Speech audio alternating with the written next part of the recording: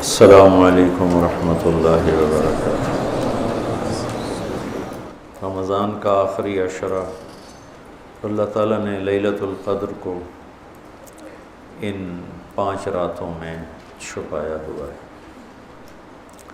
پہلے یہ تعیین کے ساتھ مقرر ہو کر آ رہی تھی۔ آپس کے جھگڑے ایسی نحوست ہیں کہ آپ خیمے سے باہر آئے، 2 صحابہ آپس میں ان کی کوئی تلخی ہوگی، ان کی آوازیں اونچی ہوں گی، جھگڑا بڑھ گیا تو آپ نے باہر تشریف لا کے فرمایا کہ میرے اللہ نے مجھے شب قدر بتا دی تھی کہ فلاں رات ہوا کرے گی، لیکن تم لوگوں کے جھگڑے کی وجہ سے اللہ تعالیٰ نے اس کو اٹھا لیا اور چھپا دیا، اور اب تم اسے طاق راتوں میں تلاش کرو، 21 میں، 23 میں، 25 میں، 27 میں، 29 میں اس کو تم تلاش کرو۔ آپس کا اختلاف صحابہ کا تھا، 2 صحابی آپس میں کس بات پہ الجھ گئے پتہ کوئی نہیں۔ بظاہر تو وہ ایک تعیین اور ایک مقرر عدد، مقرر رات اٹھ گئی، لیکن یہ بہت بڑی خیر ہوئی۔ اگر یہ رات متعین ہوتی کہ 21 کی رات شب قدر ہوا کرے گی، یا 27 یا 23 یا 25 یا 29، اور آنے والے زمانے میں غفلت تو ہونی تھی، جہالت بھی ہونی تھی، نافرمانی بھی ہونی تھی۔ رات متعین ہو، لوگوں کو پتہ ہو آج شب قدر ہے، پھر لوگ نافرمانی کرتے تو نقد عذاب آتا۔ تو اللہ تعالیٰ نے اس چھپانے میں بھی اپنی رحمت کو شامل حال کیا۔ جب ایک آدمی شراب پی رہا ہے، اسے پتہ ہی نہیں شب قدر، کسی کو بھی نہیں پتہ کہ آج ہے۔ ہم تو 5 راتیں چھوٹی انشاءاللہ جاگ کے، آپ تو ویسے ہی علم میں مصروف ہیں، تو چلو آپ کی برکت سے ایک حدیث بھی یاد آ گئی۔ ابو ہریرہ رضی اللہ تعالیٰ عنہ فرماتے ہیں مدارست العلم ساعتاً، دارس یدارس، ایک دوسرے کے ساتھ علمی محاورہ کرنا، یا جس کو آپ تکرار کہتے ہیں، مدارست العلم ساعتاً خیر من احیاء لیلۃ القدر عند الحجر الاسود۔ اللہ اکبر، تم تو بڑے مالدار ہو یار، ہیں ماشاءاللہ۔ آپ کی رات اللہ کے فضل سے علم میں گزرتی ہے، تو اور لوگ بھی بیٹھے ہیں، میں ترجمہ کر دیتا ہوں۔ چند گھڑی، تھوڑی دیر کا علمی مذاکرہ، علمی گفتگو، علم کی طلب میں، علم کی تلاش میں، مناظرہ نہیں ہے، لڑائی جھگڑا نہیں ہے، علم کی طلب اور تلاش میں تھوڑی دیر علم کا مذاکرہ اور علم کی بات چیت، یہ حجر اسود کے سامنے کھڑے ہو کر لیلۃ القدر میں ساری رات نفل پڑھنے سے بہتر ہے۔ لیلۃ القدر بذات خود خیر من 1000 شہر ہے، ٹھیک ہو گیا، اور حرم کی ایک نیکی 1,00,000 کے برابر ہوتی ہے، یہ بھی ٹھیک ہے، معلوم ہے، حرم مکہ کی ایک نیکی 1,00,000 کے برابر، تو یہ رات حرم میں 1,00,000 راتوں کے برابر ہوگی۔ 1,00,000 کو 1000 سے ضرب دیں تو کتنا بنے گا؟ مولوی شاید بتائے گا، حساب اچھا کر 10 کروڑ مہینے بنتے ہیں، 10 کروڑ مہینے بنتے ہیں،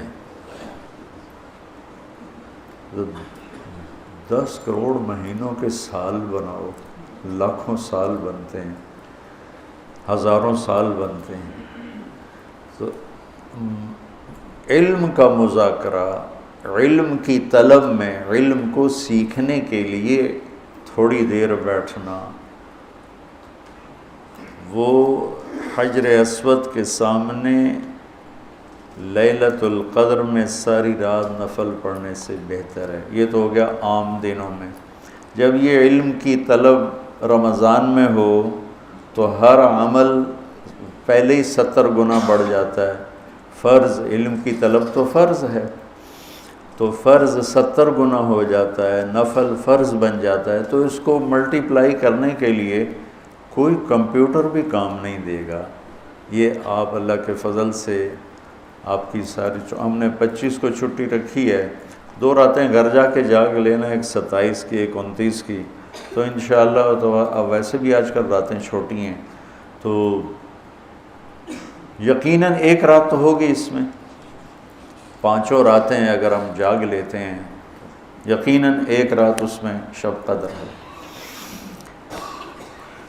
تو اللہ کے نبی شد المیزر ان آخری عشرے میں خوب محنت فرماتے، کمر کس لیتے، اور ساری زندگی اعتکاف بیٹھے۔ آپ نے کبھی اعتکاف نہیں چھوڑا، فتح مکہ پہ چھوٹا لیکن شوال میں آ کے بیٹھے، 1 مہینہ پورا اعتکاف کیا، پھر 20 دن کیا، پھر 10 دن، پھر 9 رمضان میرے نبی کو ملے، 9 رمضان۔ تو ایک میں اعتکاف چھوٹا اور باقی میں آپ نے مسلسل اعتکاف فرمایا۔ لیلۃ القدر کی صرف تلاش نہیں بلکہ اعتکاف اللہ کے در پر پڑ جانا ہوتا ہے۔ تو اعتکاف اللہ کے در پہ پڑ جانا ہے، اور اعتکاف والوں کو فضیلت ہے کہ وہ سوئے بھی ہوں تو ان کے لیے عبادت لکھی جاتی۔ باقی ہمارے جیسے لوگ تو نفل پڑھیں گے تو عبادت لکھی جائے گی، قرآن پڑھیں گے تو عبادت کا اجر لکھا جائے گا، اور اعتکاف والا سویا بھی ہو تو قلم اس کا چلتا رہتا ہے۔ اللہم لک الحمد کما انت اہلہ فصلی علی محمد کما انت اہلہ وفعل بنا ما انت اہلہ انک اہل التقوی و اہل المغفرہ۔ یا اللہ آخری عشرہ شروع ہو چکا ہے، تیری مغفرت کا، جہنم سے خلاصی کا ہے۔ ساری امت محمد کو جہنم سے نجات عطا فرما دے، ساری امت محمد کو جہنم سے نجات عطا فرما دے، ساری امت محمد کو جہنم سے نجات عطا فرما دے۔ پوری دنیا انسانیت کو کلمہ نصیب فرما دے، پوری دنیا انسانیت کو کلمہ نصیب فرما دے، پوری دنیا انسانیت کو کلمہ نصیب فرما دے۔ جو تیرے علم میں فرعون ہیں، شداد، حامان، قارون ہیں، ان کے وجود سے دھرتی کو پاک فرما دے، اور اسے امن کا، عزت کا، آبرو کا، شرم و حیا کا گہوارہ بنا دے۔ پورا عالم بے حیائی کی لپیٹ میں ہے، کفر کی لپیٹ میں ہے، میرے مولا اسے تو حیا کی چادر پہنا دے، ایمان کا نور عطا فرما دے۔ یا اللہ تیرے بندے جتنے اعتکاف میں بیٹھ چکے ہیں ان سب کے اعتکاف کو قبول فرما اور ذریعہ ہدایت فرما۔ حرمین میں جتنے تیرے بندے بندیاں اعتکاف میں بیٹھے ہیں ان کے اعتکاف بھی قبول فرما اور ذریعہ ہدایت فرما۔ یا اللہ تو ہماری یہ چھوٹی سی ایک کاوش، ایک حقیر سی کوشش، اسے بھی یا اللہ قبول فرما اور اسے ذریعہ ہدایت بنا۔ یہ قرآن سے ہمارے دلوں کو جوڑ دے، سیرت سے ہمارے دلوں کو جوڑ دے۔ یا اللہ اپنے محبوب کی مبارک زندگی ہمارے سامنے کھلی کی کتاب کی طرح کر دے، اور ہر عمل کو اپنے محبوب کے یا اللہ نور کی روشنی میں دیکھنے کی توفیق عطا فرما۔ پوری امت میں یا اللہ سیرت حاوی فرما، پوری امت میں یا اللہ اپنے محبوب والے اخلاق زندہ فرما، بد اخلاقی سے ہماری حفاظت فرما۔ میرے دیس کو چوری ڈاکے سے بچا، ظلم و ستم سے بچا، قتل و غارت سے بچا، جھوٹ فراڈ سے بچا، سود اور رشوت سے بچا، یا اللہ ملاوٹ اور کھوٹ سے بچا۔ یا اللہ میرے دیس سے تو بدکاری کے اڈے ختم فرما، شراب کے اڈے ختم فرما، جوئے کے اڈے ختم فرما۔ یا اللہ آنے والی حکومت نیک دل رحم دل لوگوں کی نصیب فرما۔ ہمیں یا اللہ ایسے لوگوں کے حوالے نہ فرما جو بددیانت ہوں، جو دھوکے باز ہوں، جو مفاد پرست ہوں۔ ہمیں ایسے لوگوں کے حوالے فرما جو ملک کے، قوم کے، عوام کے خیر خواہ ہوں، ان کے درد کو اپنا درد سمجھیں اور ہمارے غم کو اپنا غم سمجھیں، ہمارے دکھ کو اپنا دکھ سمجھیں۔ ہمیں ایسے نیک لوگ نصیب فرما۔ یا اللہ جہاں جہاں یہ میرے ساتھ لوگوں نے ہاتھ اٹھائے ہوئے ہیں تو سب کے حق میں ان کی دعائیں قبول فرما، ان کی حاجات کو پورا فرما، آمین۔